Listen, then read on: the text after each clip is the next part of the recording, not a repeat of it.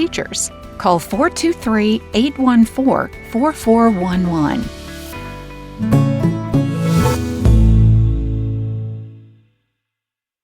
Covering big local news with unique views only from Local Sky 3. There is just nothing like getting lost in a good book. You know, we talk about books with Kelly Flemings at the Soddy Daisy Community Library every month here on the show. So if you love to read and you're inspired by how writers find their inspiration, then you're going to love our next guest. Joel Henderson is here. He's a professor of English at Chattanooga State Community College, and pretty much every year, right, y'all do this Writers at Work workshop, so to speak, featuring different authors in the area. Absolutely. That's right, Julie. Thanks for having us on the show. Oh, yeah. We've been there.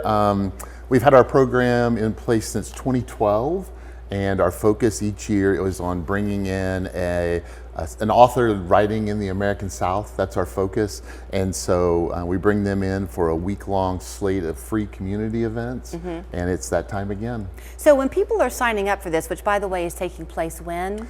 We have 3 events. Tonight is at the Hunter Museum at 6 p.m. Tomorrow night is at Arts Build. That one is already sold out. Okay. And then Thursday at noon, we have an event in South Pittsburgh at our Kimball campus. Okay, so Lorrie Moore is the featured author this year. Who is, what do we know her for? Lorrie Moore is an extremely talented short story author and novelist. She has four short story collections, 4 novels, a children's book, a collection of essays. Oh, wow. Her newest book, and I brought some samples for show and tell. Her newest book came out in 2023 and won the National Book Critics Award. Nice. And she is just a award-winning author who grew up in the North, actually, but has lived in Nashville since 2013, where she has served as a professor of English at Vanderbilt. Very nice. So was she very intrigued when you reached out to her about coming? Because so often the craft and the art of writing is an overlooked one.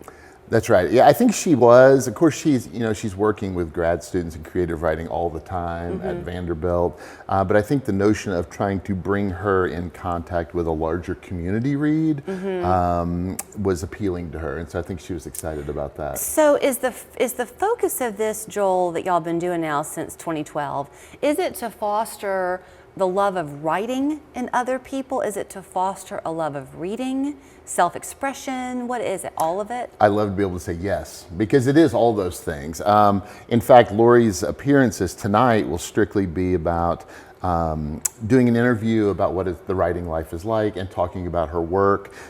We did something a little different this year. In March, we gave away 350 copies of her various books to 40 book clubs across the city to sort of prime the pump for her visit. We've really moved the focus of our program community-wide and outward-facing. It's a chance for Chattanooga State to give back to the community it serves. And so we really do emphasize not only that love of reading, try to foster that love of reading, but her talk tomorrow night on Wednesday at Arts Build is about the craft of writing. She'll talk about what's it like to write a novel, what's it like to write short stories. And so, so the answer is yes. We want people to fall in love even more with reading, have this amazing opportunity to interact and be in person with award-winning, famous, American author. But also we want them to be able to sort of pick her brain about what it's like to write. Well, very few of us will go off to write our own short stories at the end of a day, but all of us write every day via text and via email. That's right. And it's really a shame because it's like we've become more and more cryptic in the way we communicate. Absolutely. And I do think that I'll philosophize here for a minute, but I do think that ends up playing into our ability to express ourselves, and we don't get full expression because we're not allowed to. Yeah, for sure. And I think the South, the American South, has at least a little bit of a stronghold against that because so many of us have grown up in families with natural storytellers. I mean, there's such a great oral storytelling tradition in the South. And so I think, like I said, we're maybe a little more resistant to that text speak, but you're absolutely right.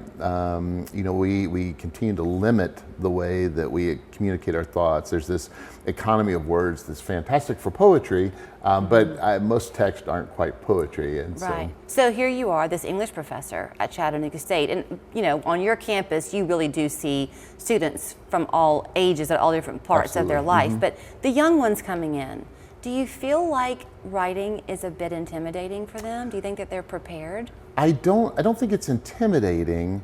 I think maybe they don't always immediately see the value.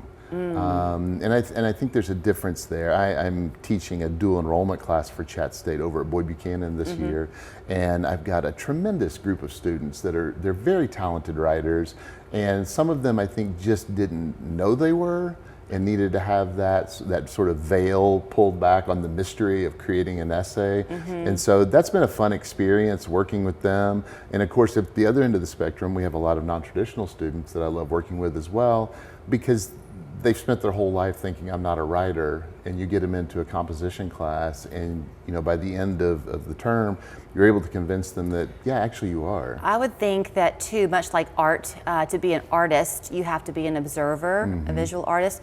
To write, you have to observe, which means you can't be like this all the time. Absolutely, absolutely. Yeah, there's that need to be a little more heads up, and so. Of course, any of our English faculty would tell you we like to put folks through those sort of pre-writing or idea generation techniques to, as you say, get them out of their phones. And that's true for us too. It's not like we're lofty ideals and above all that. I'll raise my hand on that one. Yeah. But it's important to sort of unplug the device and sort of plug back into what's going on around us. So if you want to plug in over the next, tomorrow night sold out. Thursday's your chance as well. Do they need to reserve a space and go online? They do, yeah. So at chatbigread.org or .com, chat with 2 T's. You can go there, click the link, and you can reserve a spot via Eventbrite. Okay. We're going to have food. We're going to have fantastic door prizes. We've got these amazing shirts that my friend Nick Hughes Design made for us. Books. We're going to give away all sorts of stuff. Well, then we will see you there. Come, put your phone down, and pick up a good book and hear from Lorrie Moore. We're awfully excited to have her here in town. And then there's that website that Joel mentioned, chatbigread.com, to sign up and see the itinerary. Thanks. Thank you so much. At Onward Chattanooga Homes, Jason Carr and his team bring unmatched